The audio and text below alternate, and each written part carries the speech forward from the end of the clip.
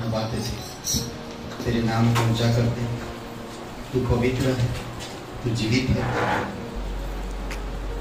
और विश्वासयोग्य परमेश्वर। धन्यवाद देते, पीढ़ी दर पीढ़ी तू बातें करता है प्रभु। इस दिन के लिए हम धन्यवाद देते, सच्चे दिल से, संपूर्ण हृदय से तेरी दया के सिंहासन के पास आते हैं। तेरी अनुग्रह के अनुसार तू हमें अगुवाई करना और तेरे वचनों को समझने में हमारे कानों को और हृदय को खोलना पिता, कि हम तेरे पवित्र वचन को, संदेश को समझ सके। धन्यवाद देते हैं, धन्यवाद आपकी अद्भुत योजना के लिए। हर पीढ़ी से तू बातें करता आया, कभी भी तू लोगों को छोड़ा नहीं, हमेशा लोगों के साथ संबंध रखा। उनकी मूर्खता में तू बुद्धिमत्ता से काम किया, उनकी पापों में तू स्वयं पापी गिना गया और अपने आप को बलिदान किया। इसलिए प्रभु तेरी महिमा कर। आपके विचार और मनुष्य के विचार जमीन और आसमान का अंतर है, फिर भी तू हर एक लोगों से प्यार करता है, कभी किसी का पक्षपात नहीं करता। प्रभु यीशु, हम धन्यवाद देते हैं, आपकी पवित्र लहू हमें सिद्ध बनाता है और तेरे वचन हमें पवित्रता में अगुवाई करता है। तेरी पवित्र आत्मा तेरी इच्छा को पूर्ण करने में हमारे अंदर तेरी इच्छा को उत्पन्न करता है और तेरे विचार के अनुसार हमें जीवन जीने के लिए सिखाता है। धन्यवाद देते प्रभु यीशु, धन्यवाद देते। आज इस सभा को हम तेरे चरणों पर रखते हैं, तेरी दया और तेरी अनुग्रह के अनुसार तू अगुवाई कर। राजाओं का राजा, तू प्रभुओं का प्रभु, सर्वशक्तिमान परमेश्वर, दयालु और कृपालु परमेश्वर। धन्यवाद देते, प्रत्येक हृदय आत्मा को तू अगुवाई कर पिता, उनकी व्यक्तिगत जीवन से बातें कर, उनके विचार, उनकी स्वभाव, उनकी चरित्र आपकी तरह बनते जाए प्रभु यीशु। धन्यवाद देते, धन्यवाद देते इस दिन प्रत्येक भाई बहन जो यहाँ पर उपस्थित है प्रभु यीशु मसीह, और जो लोग नहीं भी आए, आज कुछ कारण बस हम लोग वहाँ पर जहाँ सभा लगती नहीं हो पाए। प्रभु यीशु तेरी स्तुति महिमा करते, तेरी दया और कृपा के अनुसार तू अगुवाई कर। तू अद्भुत परमेश्वर है, तू लोगों से संबंध रखता, प्रेम करता और उनको तू आत्मिकता में बढ़ाता है। धन्यवाद देते, धन्यवाद देते। तू पीढ़ी दर पीढ़ी लोगों से बातें किया, इन दिनों में अपने पुत्र के द्वारा बातें किया प्रभु। आज हम धन्यवाद देते कि तेरे पवित्र आत्मा के द्वारा हमारी हृदय आत्मा से तू बातें करता है। अभिषेक करो पिता, तेरी दया और तेरी कृपा के अनुसार सारा आदर, सारा महिमा हम तुझे देते। धन्यवाद करते इस दिन को, इस समय प्रार्थना प्रभु यीशु मसीह के नाम से मांगते हैं। सचमुच में चुपचाप होकर परमेश्वर की ओर मन लगाए हूँ, मेरा उद्धार उसी से होता है। सच में हम चुपचाप परमेश्वर की ओर मन लगाएं और प्रभु जो हमारा उद्धार है हम उसी की ओर ताकते रहे और उसी की आराधना करें सच्चे दिल से, संपूर्ण हृदय से। सब बोलिए हालेलुया।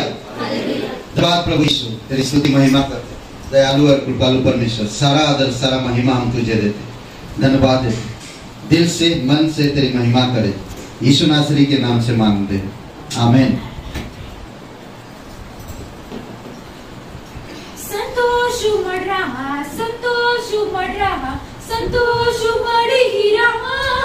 हालेलुया, यीशु मेरे पाप को दिया, संतोष उमड़ ही रहा, संतोष उमड़ रहा, संतोष उमड़ रहा, संतोष उमड़ ही रहा।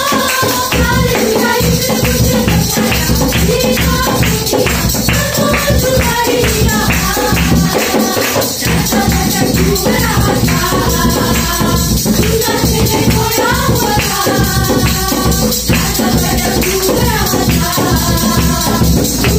Thank you.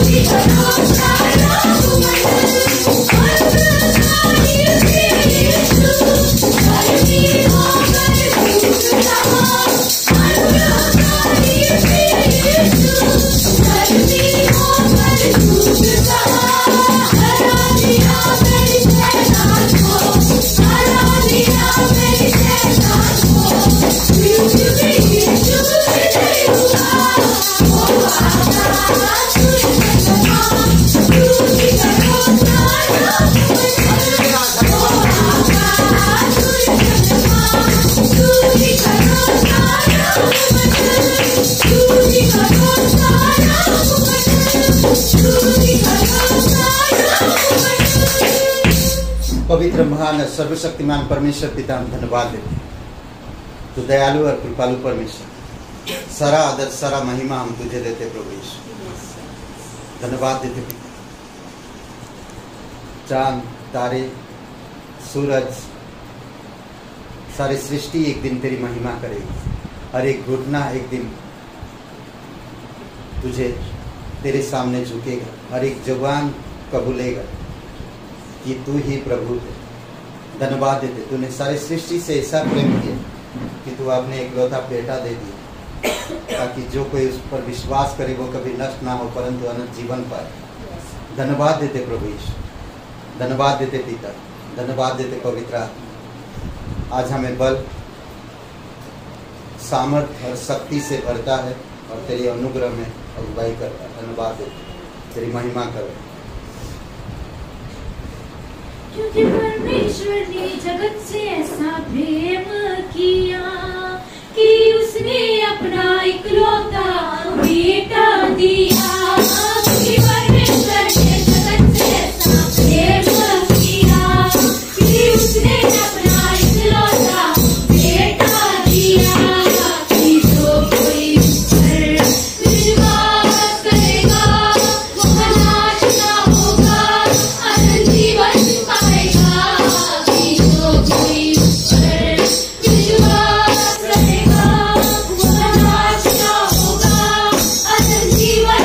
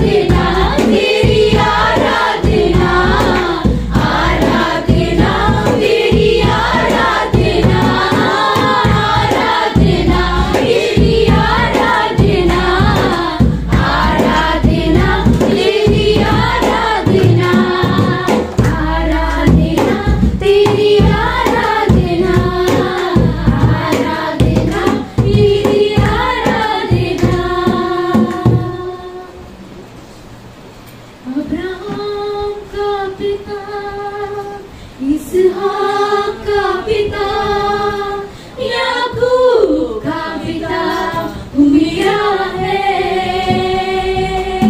अब्राहम का पिता, इसहाक का पिता, याकूब का पिता तू मेरा है। तू कभी ना छोड़ेगा, तू कभी ना त्यागेगा, तू मेरा है,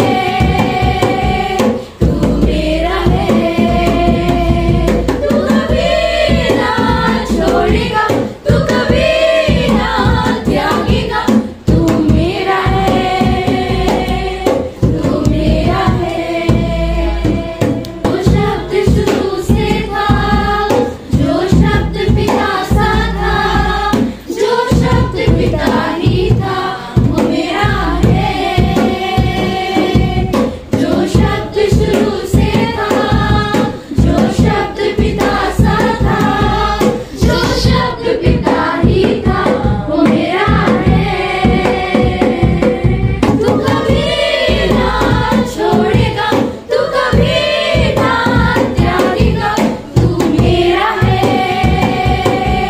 तू मेरा है। तू कभी ना छोड़ेगा, तू कभी ना त्यागेगा, तू मेरा है, तू मेरा है।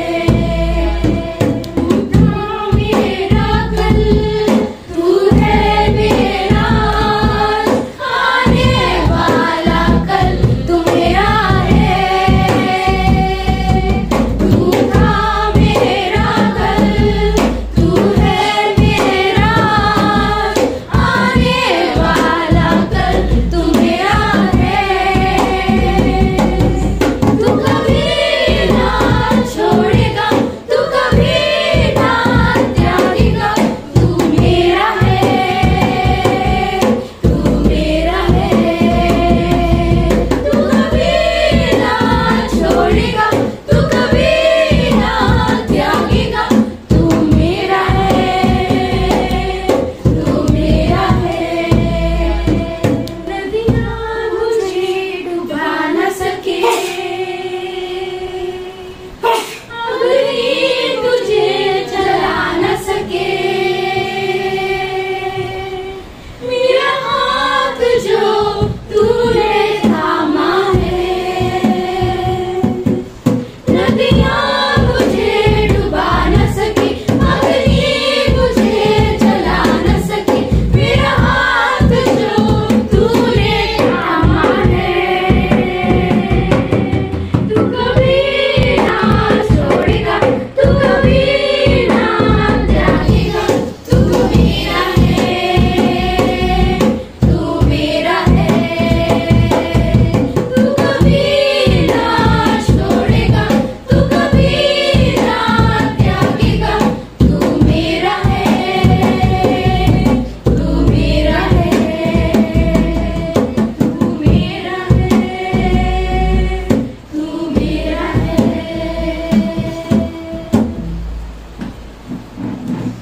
पवित्र महान और सर्वशक्तिमान परमेश्वर पिता धन्यवाद है।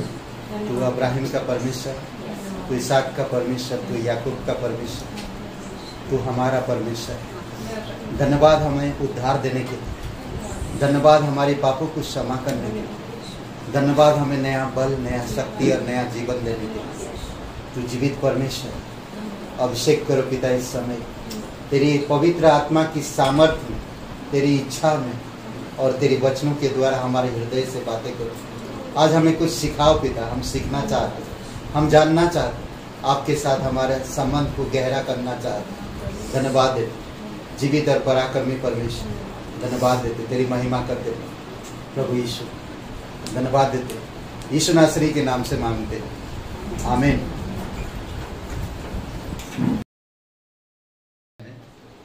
कोई नहीं, ओके, जोरदार एक ताली बजाइए।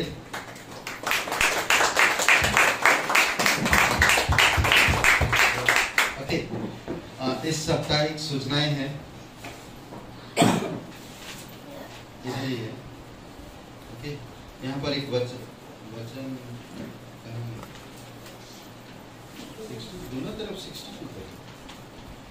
वचन संहिता 133 और वचन 1 में क्या ही मनोहर बात है कि भाई आपस में मिलते हैं, ये शब्द लिखा हुआ है। उसकी एकता के ऊपर बात करता है, परमेश्वर के लोगों में और परमेश्वर की प्रेम में, कलीसिया में एकता की जरूरत और एकता में बने रहते हैं। और सप्ताह की सूचनाएं हैं। गाइडेंस पब्लिक स्कूल में अगली बार सभा होगा, यहाँ पर नहीं होगा, ठीक है, तो आपको बता दे रहे हैं। और बुधवार को हम लोग यहाँ पर मिलते हैं 7 बजे। और अभी हम घर घर प्रार्थना शुरू कर रहे हैं, सुबह 11 बजे का या 12 बजे का समय। मैं और मेरी पत्नी अभी शायद सभी घरों में जाकर हम लोग प्रार्थना करेंगे उन परिवारों के साथ। जो भी कोई ज्वाइन होना चाहते हैं हो सकते हैं। हम व्हाट्सएप में चेक करते रहिएगा, व्हाट्सएप में हम बता देंगे किसके घर पे कब कैसे मिलेंगे, ठीक है। और हर बुधवार को, और जो भी है यहीं पर आपका सब है। परिवार, सुभद्रा जी और उनके परिवार के लिए प्रार्थना करिए। और मिशनरी है उड़ीसा, पास्टर प्रदीप, वहाँ के लिए प्रार्थना करिए। उनके अंडर में, मतलब उनके साथ कई सारे और भी पास्टर है जो वहाँ पर कार्यशील है, उनके लिए प्रार्थना करिए। और कई सारे कलीसिया के लोगों के लिए हमें प्रार्थना करना। ओके। 25 नवंबर जयप्रकाश जी का और अर्चना जी क्या है, साप्ताहिक सालगिरह है। ओके, मतलब जो भी एनिवर्सरी क्या बोलते हैं, सही है ना। ओके, आप लोग समझ गए, समझदार है सब। ओके, बस इतना ही है। और एक गीत गुरु, उसके बाद फिर संदेश में चलेंगे। किताब 5वां अध्याय और वचन 20 से 27 तक, और दूसरा राजा 8वां अध्याय वचन 7 से 15 तक। मैं पढ़ता हूँ।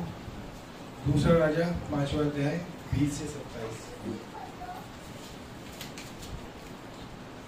कि परमेश्वर के भक्त एलीसा का सेवक गेहाजी सोचने लगा, मेरे स्वामी ने तो उस आरामी नमान को ऐसे ही छोड़ दिया है कि जो वह ले आया था उसको उसने न लिया, परंतु यहोवा के जीवन की शपथ मैं उसके पीछे दौड़कर उससे कुछ न कुछ ले लूंगा। तब गेहाजी नमान के पीछे दौड़ा। नमान किसी को अपने पीछे दौड़ता हुआ देखकर उससे मिलने को रथ से उतर पड़ा और पूछा, सब कुशल क्षेम तो है? उसने कहा, हाँ सब कुशल है, परंतु मेरे स्वामी ने मुझे यह कहने को भेजा है कि एफ्राइम के पहाड़ी देश से भविष्यद्वक्ताओं के चेलों में से 2 जवान मेरे यहाँ अभी आए हैं, इसलिए उनके लिए एक किक्कर चांदी और 2 जोड़े वस्त्र दे। नमान ने कहा, किसी से दे दो कि किक्कार ले लो। तब उसने उससे बहुत विनती करके 2 किक्कर चांदी अलग थैलियों में बांधकर 2 जोड़े वस्त्र समेत अपने 2 सेवकों पर लाद दिया, और वे उन्हें उसके आगे ले चले। जब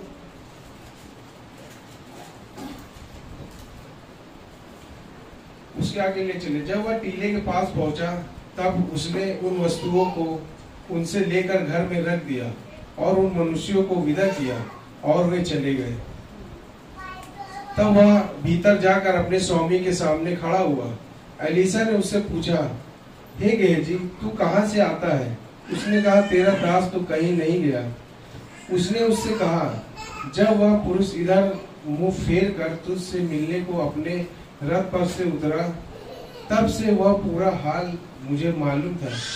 क्या यह समय चांदी या वस्त्र या जैतून या दाग की बारियां, भेड़ बकरियां, गाय बैल और दास दासी लेने का है? इस कारण से नमान का कोड़ तुझे और तेरे वंश को सदा लगा रहेगा। तब वह हिम सा सफेद कोड़ी होकर उसके सामने से चला गया।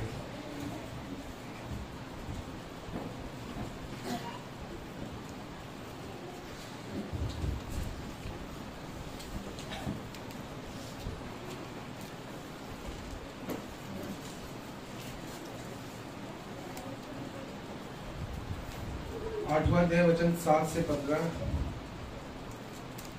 एलीसा दमिश्क को गया और जब आराम के राजा बेहदद को जो रोगी था यह समाचार मिला परमेश्वर का भक्त यहाँ भी आया है, तब उसने इज़राइल से कहा, भेंट लेकर परमेश्वर के भक्त से मिलने को जा और उसके द्वारा यहोवा से यह पूछ, क्या बेहद जो रोगी है वह बचेगा कि नहीं।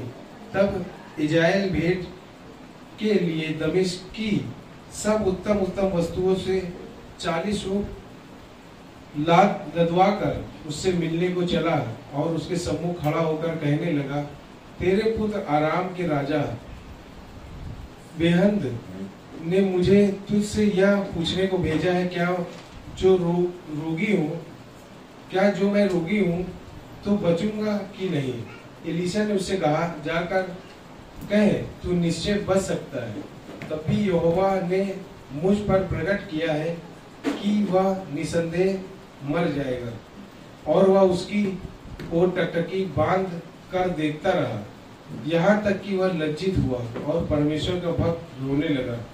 तब हजाएल ने पूछा, मेरा प्रभु क्यों रोता है। उसने उत्तर दिया, इसलिए कि मुझे मालूम है कि तू इज़राइल पर क्या क्या उपद्रव करेगा। उनके गढ़वाले नगरों को तू फूंक देगा, उनके जवानों को तू तलवार से घात करेगा, उनके बाल बच्चों को तू पटक देगा, उनकी गर्भवती स्त्रियों को तू चीर डालेगा। हजाएल ने कहा, तेरा दास जो कुत्ते तरीके है वह क्या है कि ऐसा बड़ा काम करे। एलीशा ने कहा, यहोवा ने मुझ पर यह प्रकट किया है कि तू आराम का राजा हो जाएगा। तब वह एलीशा से विदा होकर अपने स्वामी के पास गया और उसने उससे पूछा, एलीशा ने तुझसे क्या कहा। उसने उत्तर दिया, उसने मुझसे कहा कि बेहद निसंदेह बचेगा। दूसरे दिन उसने रजाई को लेकर जल से भिगो दिया और उसको उसके मुंह पर ऐसा उड़ा दिया कि वह मर गया। तब इस हजाएल उसके स्थान पर राज करने लगा। यही प्रार्थना करते हैं। परमेश्वर धन्यवाद देते हैं, धन्यवाद इन वचनों के लिए प्रभु। आज हम सबके हृदय से बातें करने की धन्यवाद देते हैं प्रभु। अब पास्टर के द्वारा बातें करो पिता। हम सबकी भूख पिता, हम सबकी जरूरत को जानते हैं, उसके अनुसार हम बातें करें। आगे का समय तेरे चरणों में है। यीशु मसीह के नाम से आमीन।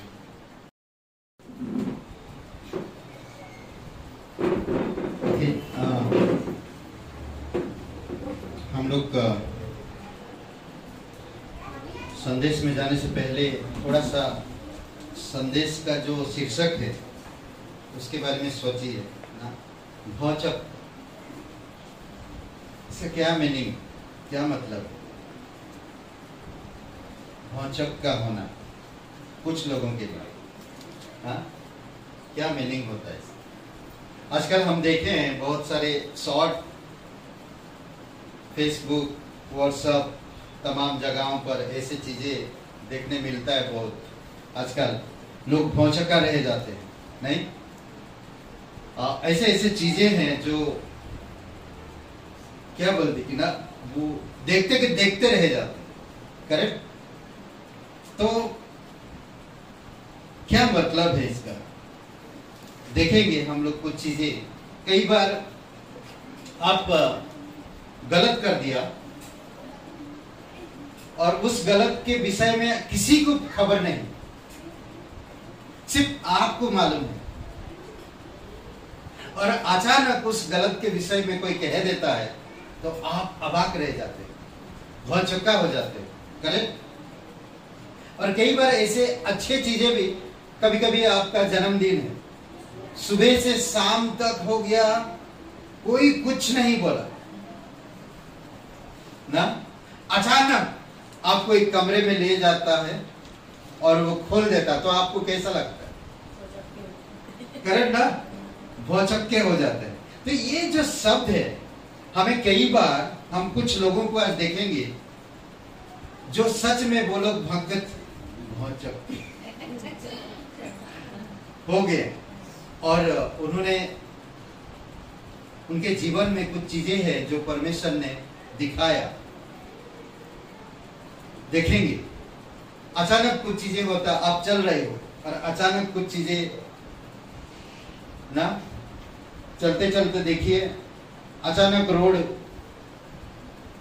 नीचे धस जाता, तो कैसे रहे हैं, ये क्या हो गया?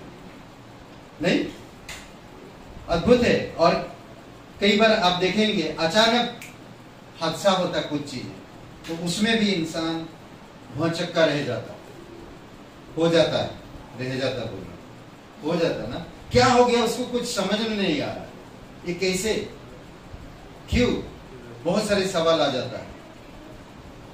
देखते हैं एक व्यक्ति है जो परमेश्वर का नबी है, और वो, किसी ने उसे लालच दिया कि मुझे मेरे लिए जो लड़ाई करने के लिए इजराइल लोग आ रहे हैं, बालाक राजा ने बालाम से कहा कि तू इजराइल लोगों को भविष्यवाणी कर कि वो लोग जिस मार्ग से आ रहे हैं वो मार्ग में ना आए। गिनती का किताब में 22 अध्याय वचन 28 में, यहां पर अचानक बालाम गधी के बात करने को सुना और बालाम चकित था, चकित होना, भौचक्का होना ना, जब अचानक गधे के साथ वो सवारी था उसका। आज हमारे पास स्कूटी है, मोटरसाइकिल है, कार है, साइकिल है, सवारी है, करेक्ट, पर उस समय क्या थी कि गधे से वो जाता था इधर उधर। और ये भविष्यवक्ता है बालाम जब गधे ने बात किया तो वो चकित था, ये क्या हो गया, मेरे गधा बात कर रहा है। सोचिए थोड़ी समय के लिए, कोई भी हैरान रह जाएगा ना।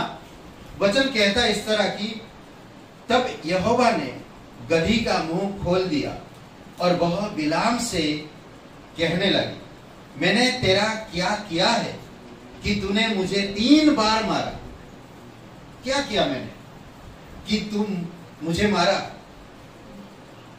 वो हैरान रह गया, भाई ये गधा बात कर रहा है, जो जिसके साथ मैं हमेशा चलता हूं, कभी जिंदगी में नहीं सुना ये गधा। सोचिए आपका गाय जो चारा रोज खिलाते हैं, दूध पीते हैं, आप अचानक एक दिन बोलने लगे कि तुम मुझे क्यों मार रहे हो, तो आप कैसे महसूस करेंगे? थोड़ी समय के लिए सोचिए, आपका मुर्गी बातें करने लगे जो अंडा दे रहा रोज, हाँ, थोड़ी समय के लिए छिपकली जो आपके घर में रहते हैं, एक दिन बोलेगा क्यों मुझे भगा रही हो घर से, तो आप चकित नहीं होंगे? आप बोलेंगे ये छिपकली बात नहीं कर सकता, ये कभी नहीं हो सकता। वो भी यही यकीन कर रहे थे, गधा, अरे बाप ये क्या हो गया। सोचिए क्यों परमेश्वर को ऐसा करना पड़ा, क्यों? क्योंकि वो परमेश्वर की बातों को झूठे पैसों से यानी कि लालच से परमेश्वर की बातों को टाल रहा था। कई बार आप और मैं, मेरे जीवन में भी ऐसा हुआ है, कई बार हम परमेश्वर की आज्ञाओं को नहीं माने, कई बार हम परमेश्वर की इच्छाओं को पूरी नहीं किए, कई बार हम परमेश्वर की वचनों के आधार पर जीवन नहीं जी रहे, तो हम भी ऐसा चकित हुए हैं जिस तरह यहां पर बालाम हुआ। परमेश्वर गधे से भी बात कर सकता ताकि आपको सुधार सके ना। तुम मत जाओ और जाकर तुम ये बातें मत कहो, परमेश्वर की आज्ञा के अनुसार करो। पर क्या हुआ नतीजा? बालाम ने बालाक के एक भी बात पर सही उत्तर नहीं दिया। परमेश्वर उसका मुंह से वही बुलवाया जो परमेश्वर को चाहिए। करेक्ट? सोचिए थोड़ी समय की, आप परमेश्वर की इच्छा से बाहर जा रहे हैं, ठीक है, दौड़ रहे हैं बाहर। योना के जीवन के बारे में थोड़ी समय के लिए सोचिए। योना भी जब 3 दिन 3 रात मछली के पेट में रहा, महामच्छ के पेट में रहा, तो वो भी भौचक्का रहा। समझ रहे हैं? योना का 1 और वचन 17 में यहां पर कहता कि योना महामच्छ के पेट में रहने का स्थान पाकर भौचक्का था। 17 वचन में कहता है यहोवा ने एक बड़ा सा मच्छ ठहराया था कि योना को निगल ले, और योना उस महामच्छ के पेट में 3 दिन 3 रात बना रहा। थोड़ी समय के लिए सोचिए आप ना कि योना क्यों मगरमच्छ के मतलब महामच्छ के पेट में गया, क्योंकि वो परमेश्वर की इच्छा के विपरीत जा रहा है। परमेश्वर ने आपको चुना है। इफिसियों का 2 अध्याय वचन 10 में कहता कि आपको बनाया है और आपको भले कामों के लिए करने के लिए बुलाया है। और जब आप कहते हैं कि वो उत्पत्ति से पहले से भले काम के लिए आपको सृजा है, और कई बार हम उसकी इस माया भरी संसार में, इस पापी संसार में उसकी इच्छा के विपरीत हम काम कर रहे थे। इसीलिए परमेश्वर ने आज आपको चुना है और परमेश्वर अपनी योजना में बुलाया है। हर एक मनुष्य को परमेश्वर ने अपनी योजना के लिए बनाया है, परंतु लोग इस संसार की अभिलाषाओं के कारण, जिस तरह योना परमेश्वर की बातों को टालकर और कहीं जा रहा था, तो परमेश्वर ने उसके जीवन को एक ऐसी स्थान पे ले गया, एक महामच्छ के पेट के अंदर, और वहां पर जब देखा कि महामच्छ के पेट के अंदर में वो भौचक्का रह गया, उस स्थान में रहकर, और वहां से वो प्रे किया, प्रार्थना किया, और फिर परमेश्वर ने उसे बचाया, फिर परमेश्वर के कार्य को पूरा किया। कई बार आपका फाइनेंस, कई बार आपके शरीर, कई बार आपके विचार इस तरह से टूट जाते हैं, बिखर जाते हैं, और आप परमेश्वर की योजना के विरोध चला जाते हैं। कई बार होता है जब हम परमेश्वर के पास आते हैं, हम जो चाहते हैं वो परमेश्वर नहीं करता, पर परमेश्वर जो चाहता है हम नहीं करते। इसी कारण से हम परमेश्वर की इच्छा के विपरीत जाते हैं, और परमेश्वर फिर हमें अपने पास फिर से लेकर आता एक ऐसी अद्भुत काम करके।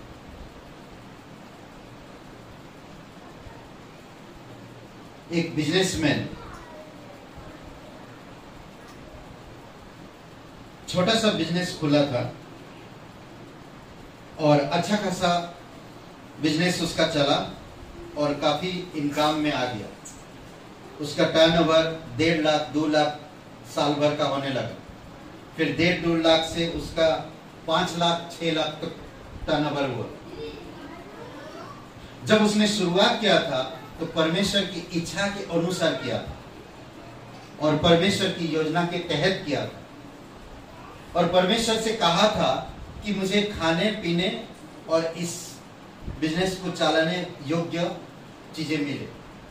परमेश्वर उससे बियॉन्ड दिया, परंतु एक दिन अपना जमीर उस बिजनेस में दे दिया।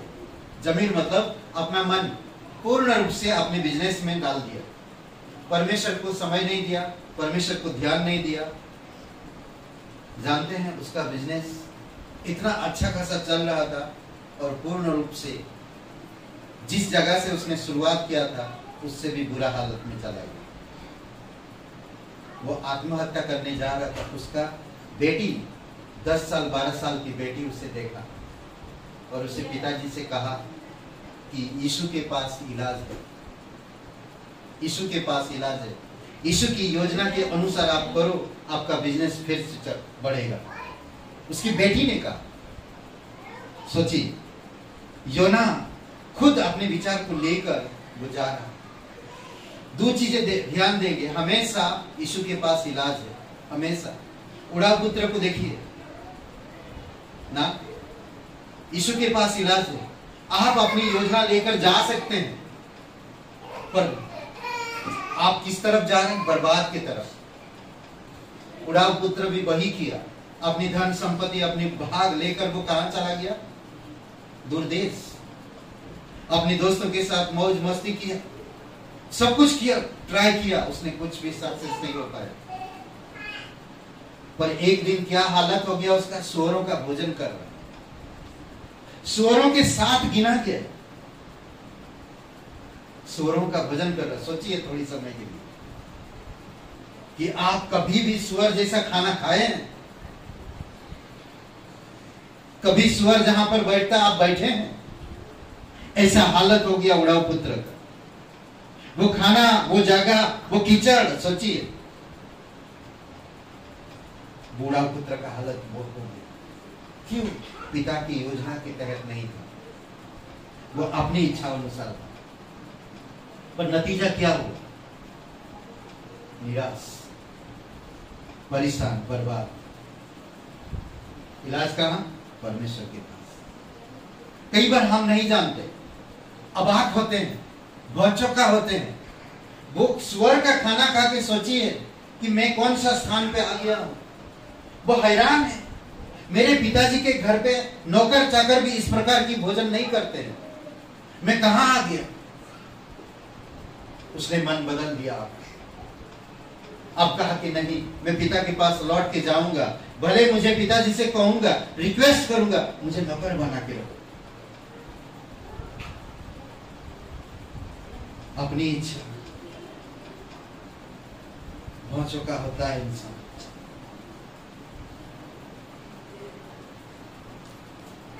दो ट्री है, यहाँ पर एक है और यहाँ पर एक। यहाँ का जो ट्री है बहुत ताकतवर, बहुत बड़ा, बहुत, और यहाँ का बहुत पतला एकदम, और यहाँ का बहुत जगह से फैला हुआ, उसकी डालियां फैली हुई है। जो भी देखता है बोलते क्या पेड़ है, और यहाँ पर पतला है और बहुत लंबा है। इस ट्री के अंदर से खोखला है, कुछ नहीं है, पर बाहर से दिख रहा है। पर ये ट्री बाहर से कुछ नहीं दिख रहा, पतला है, ऊपर तक गया है, पर अंदर से भरा हुआ है। पर जब आंधी आता है वो ट्री धड़ाम करके गिर जाता है, जिसके जड़ें फैली हुई ऊपर तक। पर ये जो ट्री है, जब हवा आई, आंधी आई या तूफान आया, तो ये लेट जाता है। समझ रहे? कई बार हम अपनी इच्छा से अपनी ईगो को नहीं भूलते, नहीं छोड़ते। ये ट्री अपनी ईगो को नहीं छोड़ा। मेरे जैसा बलवान कोई नहीं, तू तो पतला है, तू क्या कर सकता है?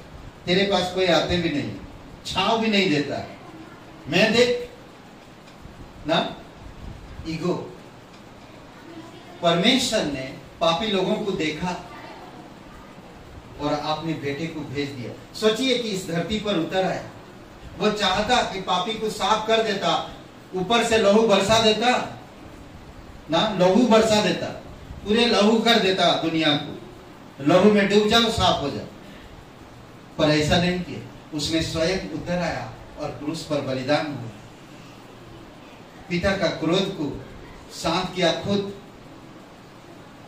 और इंसान के पापों को माफ किया, और अपना जीवन देकर हमें नया जीवन दिया। अद्भुत है।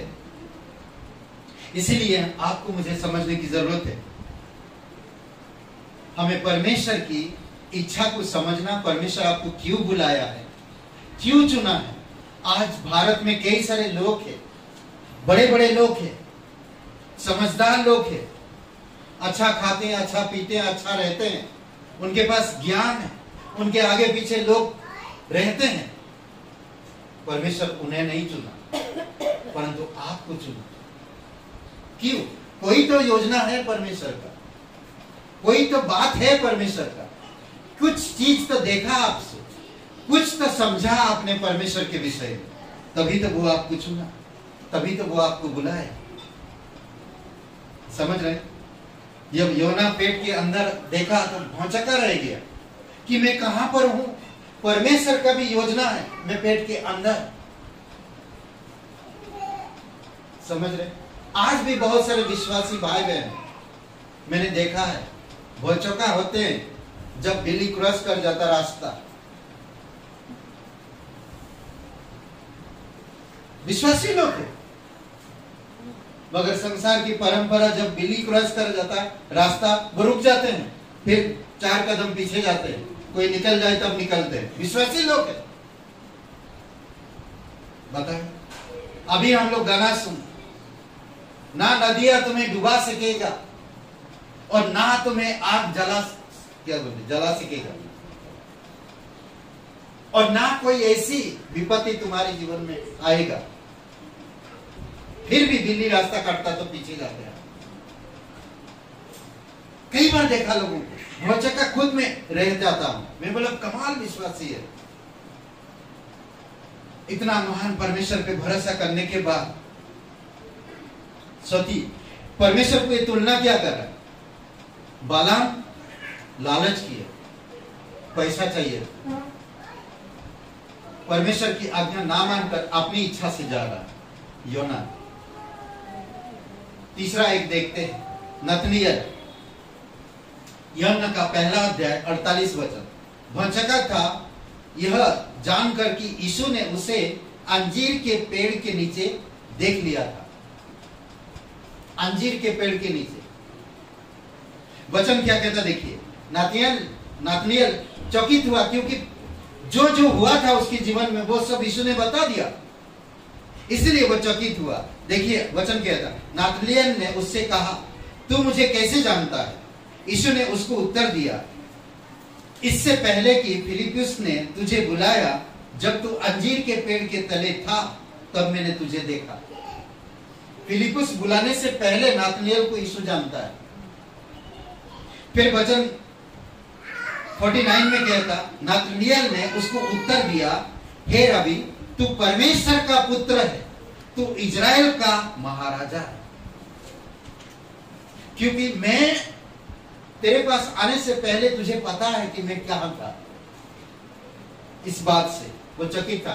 आपके जीवन के विषय में भी प्रभु को मालूम है, सब कुछ पता है। सोचिए थोड़ी समय के लिए, पापी ने स्त्री को सब गांव वाले रंगे हाथ पकड़ के यीशु के पास ले आए। करेक्ट? यूहन्ना के 8वें अध्याय में यीशु के पास लेकर आए और आकर क्या आरोप लगाए? क्या आरोप लगाए? कि हम रंगे हाथ पकड़े हैं। हमारी परंपरा कहता है कि भाई इसको पत्थर मार मार के गांव के बाहर ले जाए और मार डाल। यीशु तू क्या कहता है? यीशु सबके जीवन को देखा। 5 साल से लेकर, हो सकता 5 साल के बच्चे और भी छोटे बच्चे हो सकते, बच्चे से लेकर बुजुर्ग तक सबको देखा। क्या लगता है? यीशु ने किसी के दिल को नहीं समझा? हर एक का विचार को जानता है, हर एक मन को परख लिया और उसने एक शब्द कहा, जो निष्पाप वो पहला पत्थर मारे। तो यीशु को कैसे मालूम पड़ेगा कि कौन पापी कौन निष्पाप? यीशु को सब पता है, क्योंकि सब पापी है और कोई भी पत्थर नहीं मारा। यीशु ने उस औरत को कहा, किसी ने नहीं पत्थर मारा, प्रभु नहीं। तो यीशु ने क्या कहा? आज से तू पाप मत कर, कुशल से कर। उस औरत के बारे में दूसरा कहीं जिक्र मिला आपको? ऐसे हालत में खैर, दूसरी एक औरत के बारे में हम देखते हैं। कुएं के पास जो स्त्री, सामरी स्त्री, यूहन्ना के 4वें अध्याय में, उसके बारे में यीशु सब बता दिया। वो भी चकित थी, भैया इसको कैसे मालूम? मैं 5 पति में रह चुका हूं, अब जिसके साथ रह रहा वो भी नहीं मेरे पति, इसको कैसे पता? ये तो कोई बड़ा अंतर्यामी आदमी है, हाँ, ये तो बड़ा अंतर्यामी है। मेरे मन की बात कह दे रहा, मेरे जीवन में जो घटित हुआ कह रहा, वो भी चकित थी। फिर बाद में उसे पता चला कि यही मसीह। थोड़ी कुछ चीजों के बारे में सोचना हमारी व्यक्तिगत जीवन में जरूरी है। नाथनिएल भी भौचक्का था, क्योंकि यीशु ने उसके बारे में कह दिया कि फिलिप्पुस बुलाने से पहले मैं तुझे अंजीर के पेड़ में देखा। आप सोच सकते, हो सकता देखा होगा उधर से रास्ता से गुजरते वक्त, पर नहीं, उस रास्ता में यीशु गया भी नहीं। यही है परमेश्वर की खासियत, आपकी जिंदगी के हर एक पहलू को जानता है। आप क्या करते हो, आप क्या सोचते हो, आप कैसे चलते हो, आपकी स्वभाव कैसा है, भूत में आप कैसे थे, अब आप कैसे हो, वर्तमान में, भविष्य में कैसे रहो, ये सब पता है। हम नहीं समझ पाते परमेश्वर की योजना। और एक व्यक्ति को हम देख सकते हैं जो यूहन्ना का 19 अध्याय में, जक्कई लगभग पेड़ से गिर ही जाता जब प्रभु ने उसे गुलर के पेड़ पर देख लिया था। अभी आप अनजान हैं, पेड़ के ऊपर चढ़े हैं, इधर से चुपचाप जाएगा कोई, कभी कभी हुआ नहीं, आप अनजान हो, आपके घर में छिपकली गिर जाए, क्या होएगा? अनजान हो, अनजान हो आप, आपके घर में ही अनजान हो, कोई छुपा हुआ है, अनजान हो और अचानक सामने आ जाता है, तो क्या होएगा? वो भौचक्का हो जाते हैं। अरे बाप रे, रोज बैठता उठता, खाता हूं, लेटता हूं, रोज साफ सफाई करता हूं, ये कहां कैसे हो गया? नहीं, उसी रास्ता से जा रहा और गुलर के पेड़ के ऊपर ही जक्कई, जब यीशु वहां पर गया, ऊपर भी बिना, ऊपर देख लिए, बता जक्कई नीचे, और ये बाप रे, ये कैसे पता चला? वो तो भौचक्का पूरा हिल के गिरने वाला था, पर सबर गया, गिरा नहीं। कहता इसमें कि 5 वचन में 19:5, लूका 19:5 में, लूका 19:5, जब यीशु उस जगह पहुंचा तो ऊपर दृष्टि करके उससे कहा, हे जक्कई, झट उतर आ, क्योंकि आज मुझे तेरे घर में रहना आवश्यक है। सोचिए, ये बात जब सुना तो वो भौचक्का रह गया। कभी कभी अचानक आपको वचन याद आता, कुछ परिस्थिति से आप गुजर रहे हैं, आपका दिल टूटा है, आप चिंतित हो, आप निराश हो, अचानक एक वचन याद आता है और आपको पूरा एनर्जी ले आता है, आपकी सोच, आपकी टूटापन एकदम पूर्ण रूप से हिला देता है। तो ऐसे समय में आप भी भौचक्का होते कि परमेश्वर का वो वचन मेरे टूटेपन में आशा जागृत किया। और एक जगह पे हम देख सकते, राजा अहाब गलती से किसी को मार के किसी का दाखरस की बारी लूट लेता है। अहाब ने कहा, हे मेरे शत्रु, क्या तूने मेरा पता लगा लिया है? हे मेरे शत्रु, क्या तूने मेरा पता लगा लिया है? पहला राजा 21 अध्याय वचन 20 में। अहाब भी भौचक्का हो गया। एलिय्याह को देखकर अहाब ने कहा, हे मेरे शत्रु, क्या तूने मेरा पता लगा लिया? उसने कहा, लगाया है।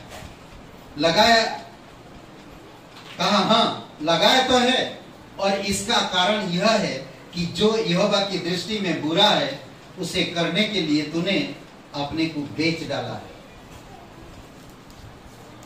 कई बार आप और मैं इन परिस्थितियों से गुजरते हैं। परमेश्वर की इच्छा, परमेश्वर की सामर्थ, परमेश्वर का प्रेम, परमेश्वर की योजना, परमेश्वर की मिशन, परमेश्वर की कलीसिया, परमेश्वर की कार्य, परमेश्वर की सेवा, परमेश्वर की सामर्थ को हम त्याग कर हम अपनी तरीके से जीवन जीने लगते हैं। और यहां पर जब अहाब के बारे में पता चला, एलिया अहाब को पता चला, एलिया पता लगा लिया, तो वो भंचक्का रहेगी। ये अद्भुत बात है। ये कहानी जब आप पढ़ेंगे 21 अध्याय, यहाँ पर अहाब ने क्या किया था वो पता चल जाएगा। उसने एक किसान की जबरदस्ती जमीन हड़प लिया। समझ रहे हैं? कई बार हम भौचक्का होते हैं, कई बार। सोचिए, अचानक आपने कुछ गलत किया और अचानक आपको वो गलत के बारे में कोई किसी को पता चल जाता, करेक्ट? तो क्या होता? आप भौचक्का हो जाते। गेहजी भी वही हुआ। नामान कोड़ी ने आराम से इजराइल आए। सोचिए, इजराइल आकर दूसरा राजा 5वां अध्याय और 20 से 27 वचन में जो हम लोग पढ़ा, भौचक्का था यह जानकर कि एलीसा उसके हृदय के लालच को जानता था। गेहजी भौचक्का था क्योंकि उसकी दिल की बात एलीसा को कैसे पता चला? समझ रहे? नामान कोड़ी बहुत सारे चीजें लेकर आया था। नामान कोड़ में था, सफेद कोड़ था, और उसके घर में एक इजराइल लड़की नौकरानी थी, और वो उसकी मालकिन से कही कि साहब को अगर भेज देंगे इजराइल में, वहां पर एक नबी भविष्यवक्ता है, परमेश्वर का दास है, अगर वो कहेगा, प्रार्थना करेगा तो इसका कोड ठीक हो जाएगा। जब उसने गया और राजा से, ये सेनापति था नामान, राजा से लेटर लेकर इजराइल के पास गया और वहां पर जाकर एलीसा से मिला। एलीसा उसे मिला भी नहीं, उसने कहा कि इर्जन नदी में जाकर 7 बार डुबकी लगाओ। तो इस बात से भड़क गया, बोलता इतना बड़ा आदमी है, मुझे मिलना नहीं आया, मेरा आदर नहीं किया, मेरा सम्मान नहीं किया, मैंने कपड़े, सोना चांदी, कई सारी चीजें मैं लेकर आया हूं और वो मुझसे मिलने नहीं आया था। मेरे वहां पर तो कई सारी नदियां हैं, मैं उसमें डुबकी लगाऊं? तो उसका एक दाग है।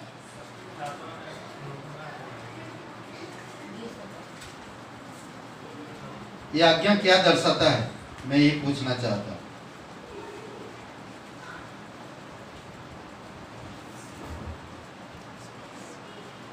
मैंने शेयर किया था कभी, जानते हैं? याद है आप लोग?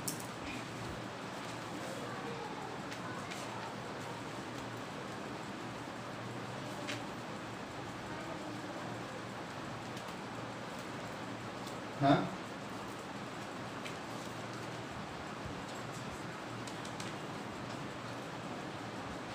याद है? कितने नंबर में आता? 20 अध्याय के कौन से में? लालच मत करना। कितने नंबर पे आता है ये?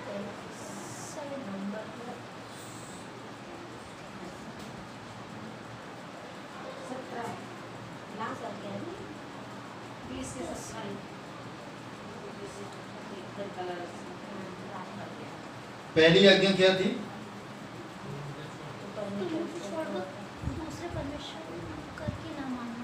दूसरा, तू अपने लिए कोई मूर्ति खोद कर ना बना। ओके, तीसरा, तू अपने परमेश्वर का नाम व्यर्थ ना लेना। चौथा, तू विश्राम दिन को पवित्र मानने के लिए स्मरण कर रखना। पांचवा, माता पिता का आदर करना। करें? छठवा, तू खून ना करना। सातवा, तू व्यभिचार ना करना। आठवा, तू चोरी ना करना। नौवा, तू किसी के विरुद्ध झूठी साक्षी ना देना। दसवा, तू किसी को लालच मत देना। आखिरी था, आखिरी आज्ञा। इसका क्या मतलब है? 10वीं आज्ञा हमें यह शिक्षा देती कि हमारे पास जो कुछ भी है हम उसी में संतुष्ट रहे। फिलिपियों का 4:11, पहला तीमुथियुस 6:6 और इब्रानी का 13:5। समझ रहे?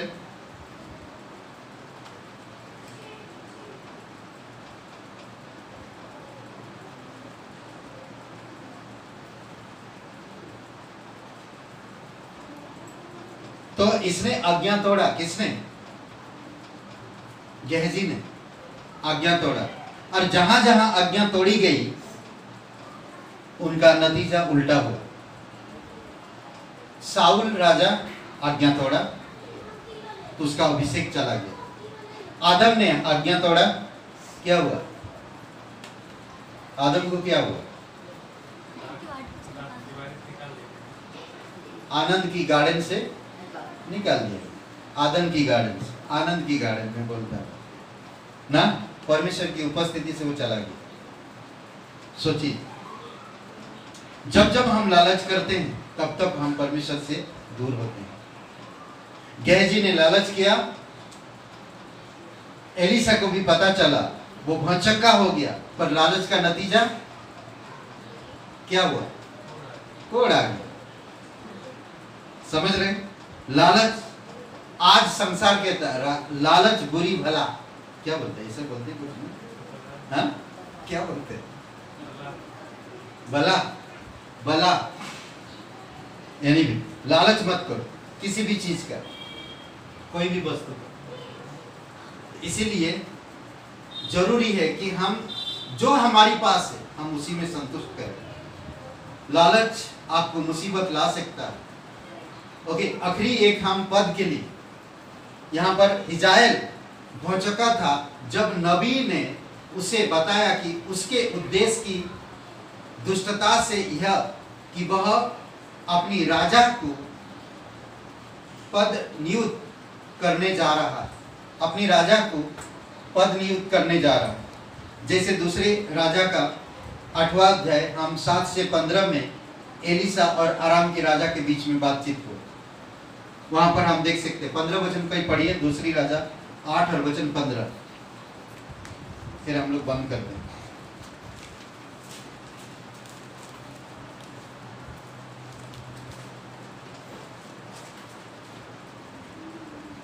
दूसरे दिन उसने रजाई को लेकर जल से भिगो दिया और उसको उसके मुंह पर ऐसा उड़ा दिया कि वह मर गया।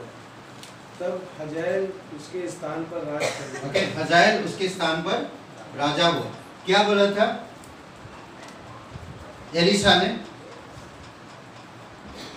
एलिसा ने क्या बोला था कि तू राजा बन, पद नियुक्त होगा। और उसने जैसे चादर उड़ाया वो मर गया और उसी के पद में उसको राजा बनाया। तो कई बार आप और मैं जब परमेश्वर की आज्ञा मानते हैं, परमेश्वर हमें ऊंचाई पर ले जाता है, और जब वही आज्ञा को हम तोड़ते हैं परमेश्वर हमें ढिलाई पे ले जाता है, नीचे ले जाता है। कई बार आज्ञा उल्लंघन का कई बार नतीजा आप देख सकते हैं। कई बार हम परमेश्वर की बातों को नहीं मानते हैं, कुछ ऐसा होता और हम भटका रह जाते हैं। और कई बार हम परमेश्वर की आज्ञाओं को मानते हैं, हमें भी खुद याद नहीं होता कि हम ऐसे कैसे हो सकते हैं। मैंने कभी सोचा नहीं था कि प्रीचिंग करूंगा, मैंने कभी नहीं सोचा कि वचन शेयर करूंगा, मैंने कभी नहीं सोचा। एक दिन पास्टर ने अचानक बोला, एक घर में हम लोग बाइबल स्टडी कर रहे थे और पास्टर ने बोला कि अभिराम कुछ बताओ। मैं पसीना से भीग गया, पूरा पसीना से भीग गया। डर एक था अंदर, पास्टर बैठा है, मैं क्या बताऊं। तो अचानक मैं खुद भौचक्का रह गया, पसीना से भीग गया। पास्टर को देखते रहा और कांप भी रहा मन, पर बोलने लगा। बाइबल खोला, बोलने लगा। उसी दिन कभी आपको रोड पे खड़ा कर दे और अचानक बोले कि तुम सुसमाचार प्रचार करो, रोड पे आप भौचक्का रह जाओ, जो था वो भी चला जाएगा। उसी समय आप करते हो तो उसी समय परमेश्वर आपको उठा देता है। कई बार कई सारी चीजों में आज हम एक एक क्लास करने के लिए समय नहीं दे पाते, पर जब आप एक एक क्लास करके पूरा करते हो ना, तो जब परमेश्वर आपको इस्तेमाल करता है ना, तो आप भौचक्के रह जाते। मैं ऐसा बातें कर सकता हूं, मैं कैसे ऐसे व्यक्ति को समझा सकता हूं। इसीलिए जरूरी है कि हमें परमेश्वर की बातों को समझना। देखिए कुएं के पास बैठी स्त्री ने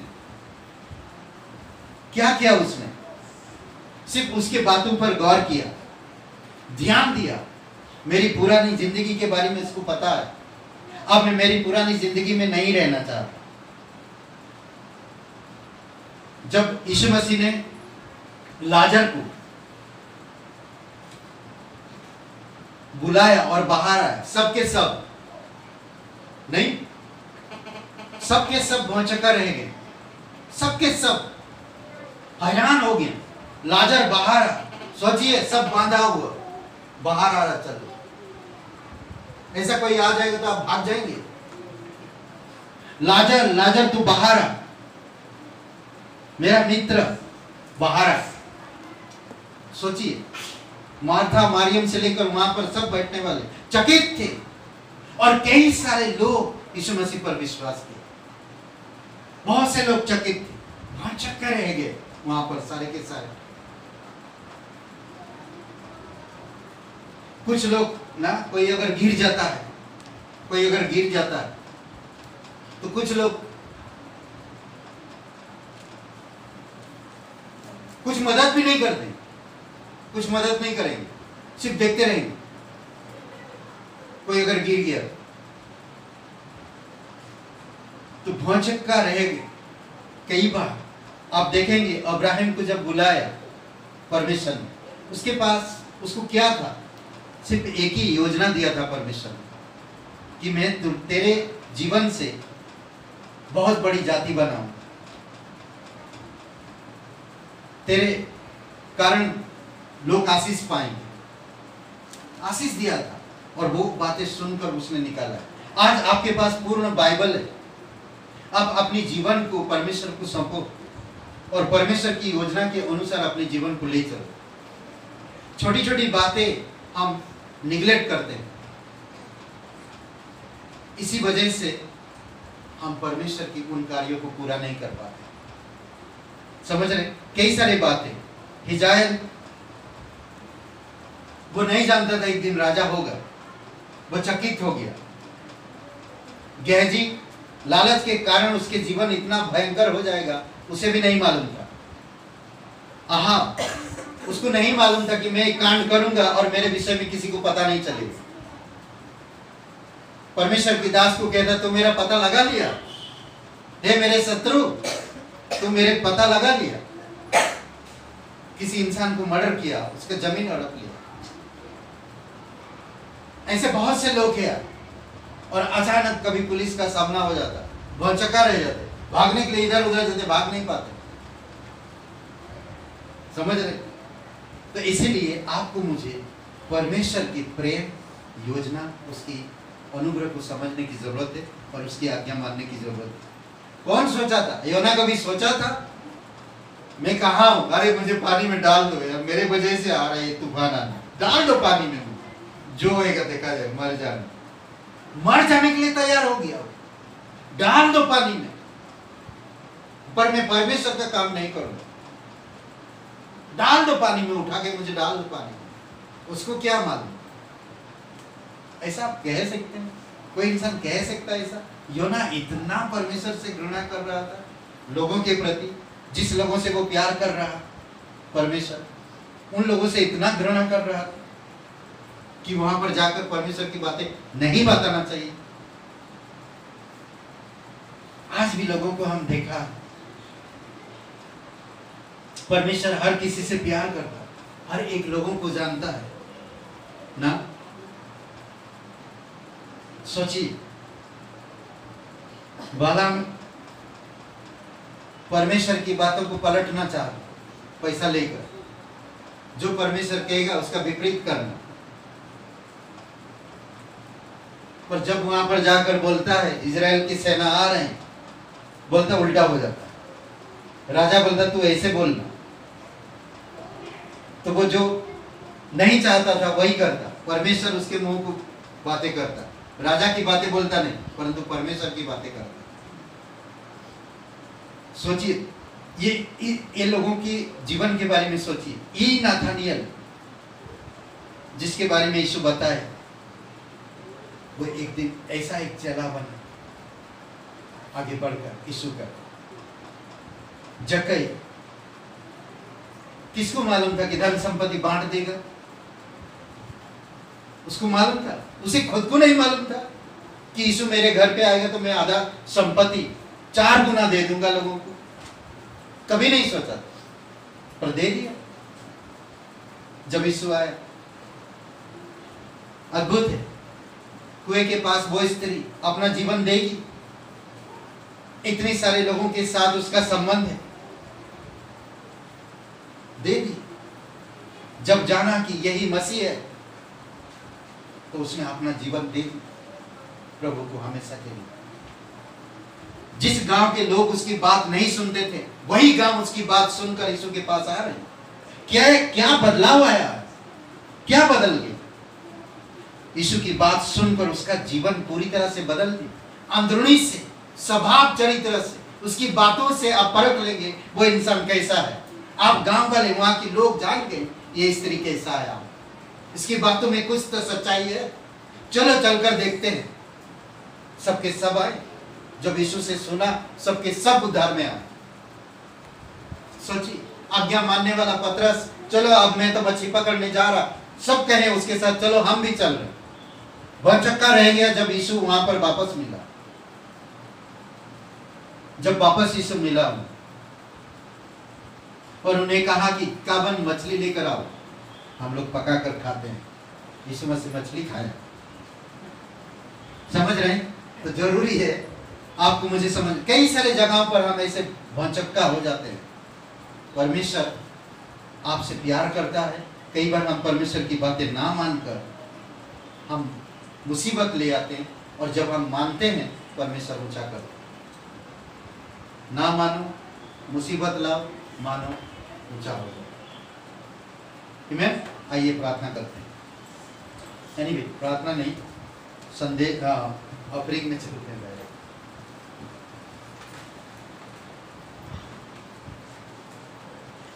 नीति वचन का 3 अध्याय 2 वचन में फल दे।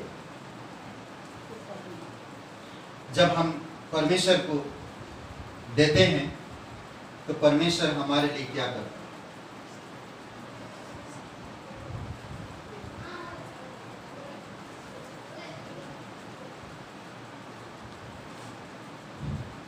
नीति वचन का 3 अध्याय 9 और 10 वचन पढ़िए।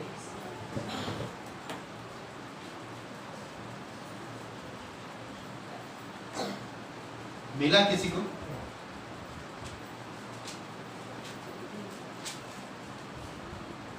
अपनी सारी उपज के प्रथम फल से तथा अपनी संपत्ति के द्वारा यहोवा का आदर करना, तब तेरे भंडार। 1 मिनट, 9 वचन। अपनी सारी संपत्ति से, अपनी सारी उपज से या संपत्ति जो भी दे देकर यहोवा की प्रतिष्ठा करना। समझ रहे हैं? जब हम विश्वास से नम्रता पूर्वक देते हैं परमेश्वर की राज्य के लिए, तो परमेश्वर खुश होता है और परमेश्वर की तैयारी करते हैं। हमें परमेश्वर की राज्य के लिए, परमेश्वर की मिशन के लिए करना चाहिए। आप कई सारे लोगों के जीवन के बारे में देखे होंगे। लोगों के पास धन संपत्ति सब कुछ है और उनका प्राण चला जाता, यहीं पर धरे के धरे रह जाते। समझ रहे हैं? परंतु जब आप यीशु के पास जाएंगे तो आपको क्या मिलेगा? जब हम परमेश्वर को देते हैं तो परमेश्वर स्वर्ग की भंडार को आपका भरता है। स्वर्ग की भंडार कहते हैं कि दूसरा 10 वचन में, तेरे खाते से, तेरे भंडार से कभी भी कोई भी घटी नहीं होगी, हमेशा भरा रहेगा। जब उसकी इच्छा अनुसार देते हैं, करते हैं परमेश्वर की राज्य की। परमेश्वर को क्या जरूरत है?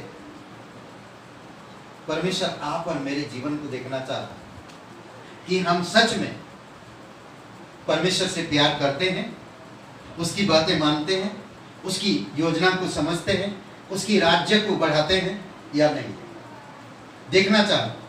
और फिर कहता कि तेरे रस कुंड से कभी समाप्त नहीं हो, कभी खत्म नहीं हो। खाने पीने से कभी खत्म नहीं हो। खाने पीना मतलब पानी, बाकी चीज पीना, ठीक। खाने पीना मतलब खाओ भी पियोगे ना, बोलते वो पीना दूसरा हो जाता है। कल मैं बता रहा था उधर कि खाने पीने का मतलब ये नहीं होता कि भाई शराब खाओ और पियो, नहीं, ये नहीं बोलता परमेश्वर। तो खाने पीने का मतलब है पानी पीना, करेक्ट, जो पीने वाली चीजें हैं, दूध, जूस, अंगूर का जूस, ठीक है। तो जब हम देते हैं तो परमेश्वर कहता दो चीज, खाने के लिए भी बनवा रहता, पीने के लिए, और कोई चीज की घटी होने नहीं देता, हमेशा भरपूर रहेगा। आइए प्रार्थना कर। पिता परमेश्वर, हम धन्यवाद देते हैं, आपकी स्तुति महिमा कर। दयालु और कृपालु परमेश्वर, अभिषेक कर इस पे तेरे चरणों पर रखते। प्रार्थना प्रभु यीशु मसीह के नाम से मांगते, आमीन।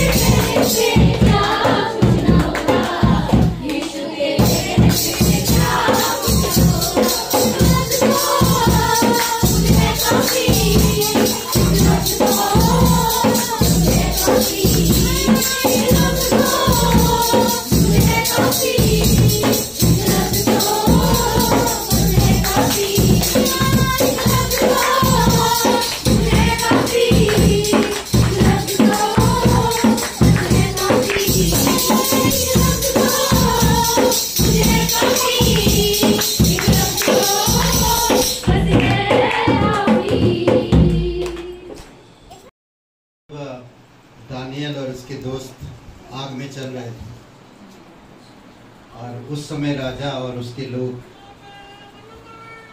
3 लोगों को डाला था और 4 लोगों को देख रहे थे, तो सबके सब चकित भौचक्का। आपका जीवन ऐसा ना हो, आप भौचक्का ना हो, पर परमेश्वर की अनुग्रह, परमेश्वर के प्रेम को समझो, उसकी योजना को समझो, थोड़ा थोड़ा करके आगे बढ़ो, परमेश्वर ब्लेसिंग करेगा। आइए प्रार्थना करते हैं। जीवित और पराक्रमी परमेश्वर, सारा आदर सारा महिमा हम तुझे देते हैं। धन्यवाद देते इस दिन के लिए, इस समय के लिए पिता, इस संदेश के लिए धन्यवाद देते। आज हम सुने पर जो तेरी आज्ञा के अनुसार नहीं चलते, तेरी आज्ञा के विपरीत जाते हैं, तो उनके जीवन एक भौचक्का रह जाता और देखते हो। आज हम देखें प्रभु यीशु मसीह, योना, बालाम, गधे ने बात किया। प्रभु यीशु, कई सारे ऐसे लोग हैं, उदाहरण हैं, जो तेरी बातों को सुना, माना और तू उनके जीवनों के ऊंचाई पर ले गया। आज हमारे पास ऐसे बहुत से भाई बहन हैं जो तेरी बातों को मानते हैं और समझते हैं। आप उनके जीवन में वो चीज़ों को करिए पिता जो तेरे लिए योग्य हो और तेरे राज्य के लिए उपयोगी हो।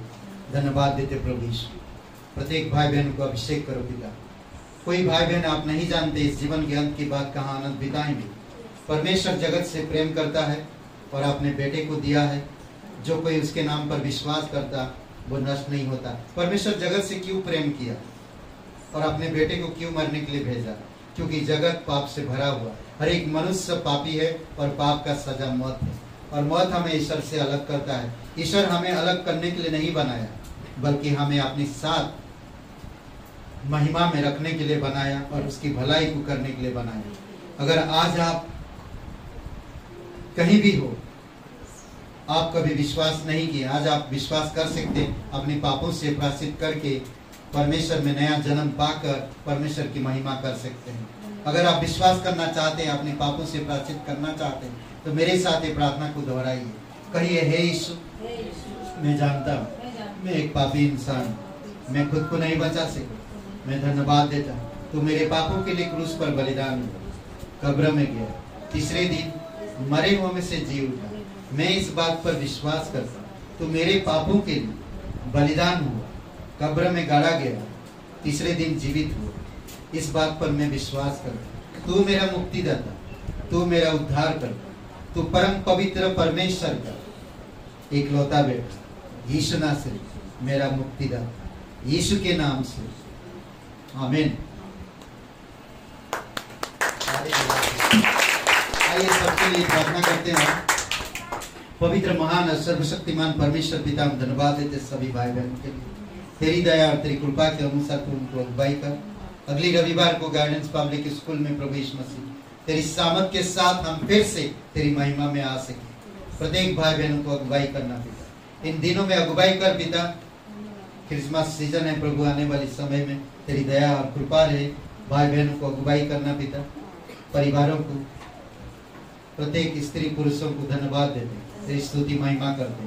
तेरी वचन में बढ़ा, तेरी राज्य में बढ़ा, विश्वास में मजबूत कर, संगति में बढ़ा प्रभु यीशु मसीह, तेरे वचनों में और धार्मिकता में बढ़ा पिता। धन्यवाद देते तेरे लोग तेरी धार्मिकता में जीवन जी सके, विश्वास में चल सके, आत्मा में रहकर तेरी सामर्थ के कार्य को बढ़ा सके। धन्यवाद देते, तेरी स्तुति महिमा करते। कोई बीमार हो प्रभु यीशु, आप उनको स्पर्श करो, तेरी दया और कृपा उन पर बनाई रखो और तेरी अनुग्रह में बनाई रखो। धन्यवाद देते यीशु नासरी के नाम से मांगते हैं, आमीन आमीन। सबको आशीष मिले। बहुत बहुत